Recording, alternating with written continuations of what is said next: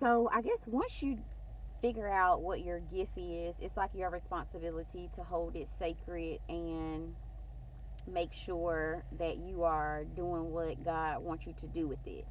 So, according to like all of like the celebrities and even people that I know are really gifted in certain areas, they tap into whatever gift they discovered that God gave them.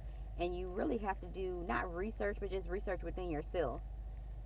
And once you discover what it is, you do it with freedom and ease. It brings you joy. You feel like you could do it even if nobody paid you. Um, and it's your responsibility to protect that gift. So for me, I know that my gift is helping others through using my voice.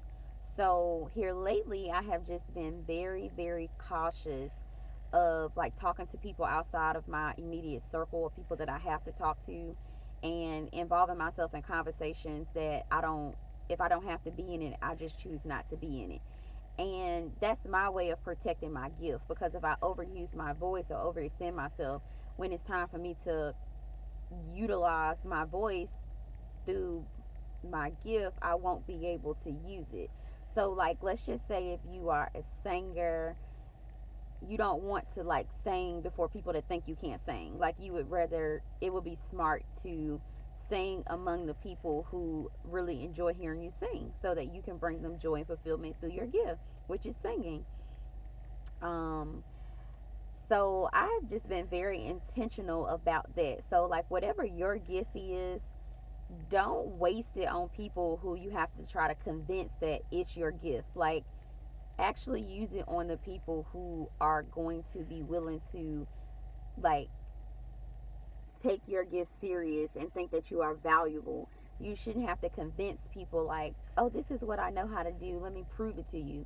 Like, you already know that you're gifted in that area. You already know what your skill and your competence level is in that area. You don't have to try to convince other people, because if you overuse your gift when it's time to use it, you will be all burned out just from talking to people who haven't valued you or understood what you were trying to do.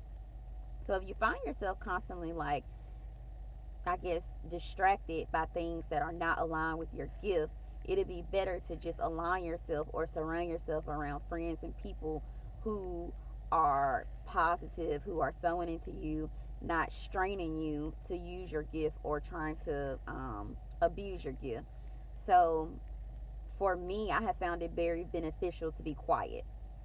And that's a struggle for me because I'm a very sociable person, especially if you're giving me light energy. Like, I'm a person of light, so I like to attract other people of the same thing. We kind of fuel each other in that way. But for people who are rude, nasty, darkness, or just not having a good day, it'll be better for you just to not overexert your energy, or waste your time talking to them if you already know that they're going to drain you and bring you down, put you in a bad mood.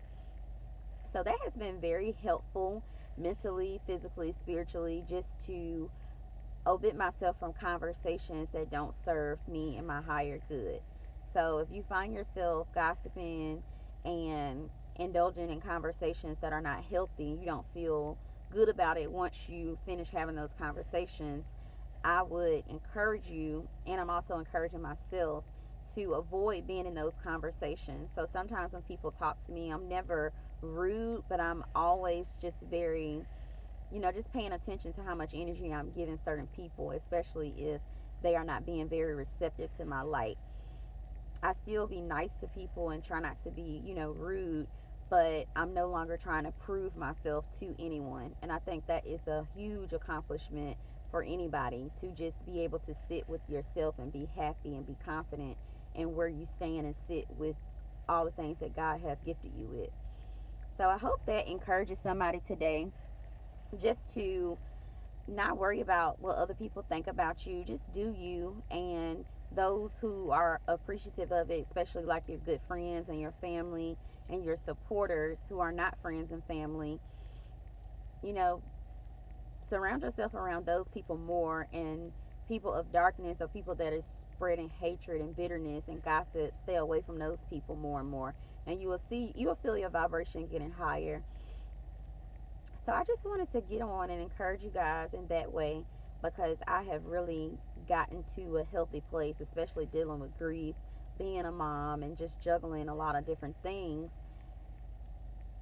It has really helped me mentally get to a nice place during the holidays, because holidays can be very difficult, especially if you are going through ups and downs and seeing a lot of death, and just, still dealing with death on a daily basis, of losing a loved one like a parent. You always miss them around this time.